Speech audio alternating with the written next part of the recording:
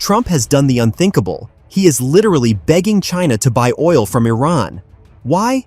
Because without cheap oil, the US economy could simply collapse.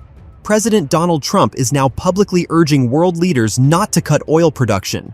He warns that rising prices will only benefit the enemy. The message is crystal clear. Oil must stay cheap, or the American economy is in serious danger. The crisis began after a major escalation between the US and Iran. There are growing fears that Tehran might cut off oil exports and block the Strait of Hormuz. Iran's parliament has already voted in favor of the move, and for the US, that's a nightmare scenario. 20% of all global oil flows through this narrow maritime corridor. If Iran shuts it down, oil prices could skyrocket overnight. But the most shocking twist is this: Trump has now allowed China to purchase Iranian oil. This goes directly against his previous policy of maximum pressure on Iran. For years, he punished countries that did business with Tehran and pushed for US energy independence. But now, faced with rising prices, he's silently changing course. So why the sudden U-turn? Because Trump knows very well, if oil prices rise too high, the American economy will unravel. His entire recovery plan hinges on cheap energy. When gasoline prices go up, everything gets more expensive: transport, food, manufacturing. Public anger grows, inflation returns, and the economy starts to slow down. But this isn't a strategy, it's a desperate move. In a shocking reversal, Trump is now relying on China and Iran, the very countries he was waging economic war against, to save the US economy. But what if Iran says no? What if the strait is blocked?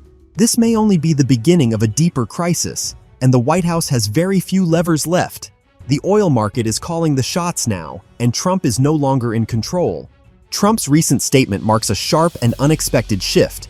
For years, he imposed sanctions on anyone trading with Iran, especially Chinese banks. And now he quietly signals that these deals are acceptable. The laws haven't changed, but their enforcement has. All because he now needs China's help to keep Iran in check and prevent a price surge. Why did Trump make this move? The answer is simple. Without China's support, his recovery plan collapses. Even the rumors of a Hormuz closure are already rattling markets. If the disruption becomes real, prices will explode, and that would destroy Trump's economic agenda. He's betting that if China keeps buying Iranian oil, it can influence Tehran and hold it back from making any extreme moves. This creates a dangerous paradox. US sanctions are still technically in place, but Trump is openly violating their spirit. That sends a message that erodes confidence in Washington and makes global markets uneasy. In other words, China has now become the one country that might be able to talk Iran out of triggering an oil crisis, which means Beijing is now a key player not just in the global oil market, but in Trump's entire economic strategy. And Trump's decision is deeply confusing. Not long ago, his Treasury Secretary, Scott Bessent, tried to shut down Chinese banks for doing business with Iran. These banks were accused of bypassing sanctions. Now Trump says, it's fine, let them trade. And he's not stopping there. He wants China to buy more American oil too. He said, hopefully, they'll buy a lot from us as well. So he's trying to do both. On the one hand, asking China to help restrain Iran by buying its oil, and on the other, pushing China to simultaneously buy more US oil to keep prices stable. A high-stakes game indeed. China plays a pivotal role here. It is the largest buyer of Iranian oil, importing over 1 million barrels per day. If Beijing pressures Tehran, it could help keep the strait open. But if China refuses to intervene, or worse, takes offense at US sanctions, Trump's strategy could collapse entirely. That's why Trump isn't just turning to foreign governments. He's also appealing to American oil companies to ramp up production and help stabilize prices. But here too, problems arise. US oil producers are ignoring Trump's calls to increase output. They say it's too risky, and saving the White House is not their job. After years of boom and bust cycles, these companies have grown cautious.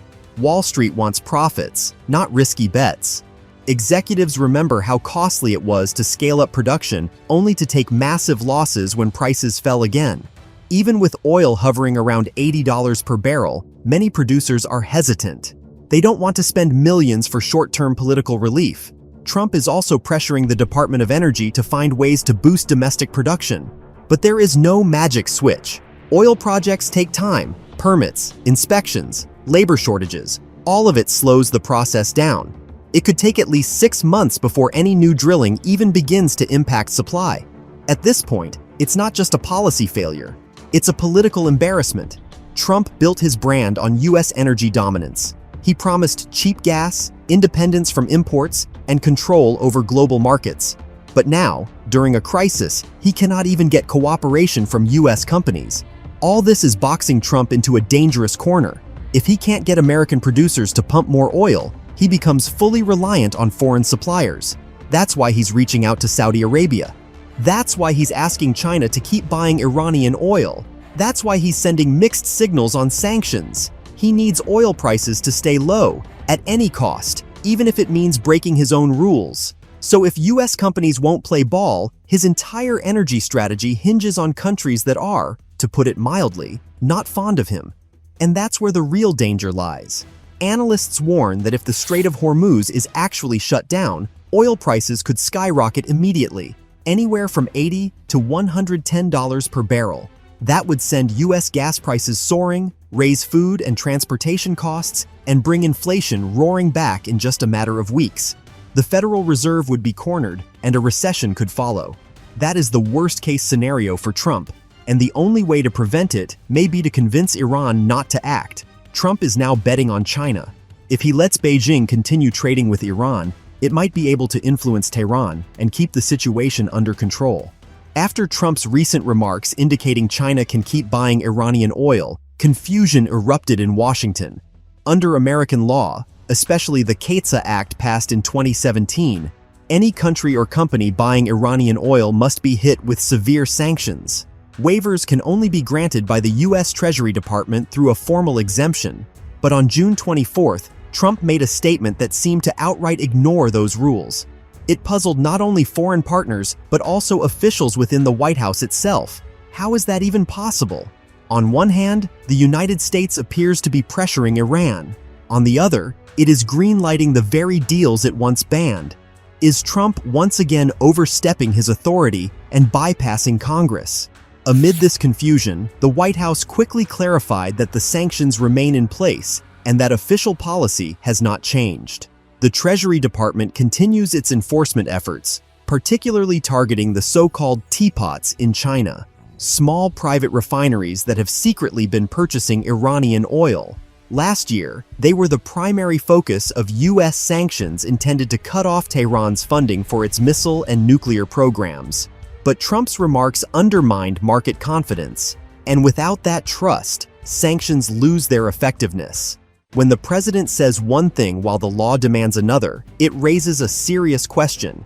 Can the United States still control the global oil market? Technically, the Treasury can issue special licenses outlining exemptions, but those licenses are not blanket permissions for ongoing oil imports. And when the most recent waivers expired earlier this year, official oil shipments from Iran to China nearly stopped. Trump has wagered everything: sanctions, alliances, even his own credibility, hoping that China and Iran will hold off on escalating the conflict. But what has he actually gained? Just a bit more time? Or has he effectively handed Beijing control over the global oil market? What do you think? Is Trump still in control of the situation? Or is the US economy already at the mercy of foreign powers? Share your thoughts in the comments and don't forget to subscribe. See you in the next video.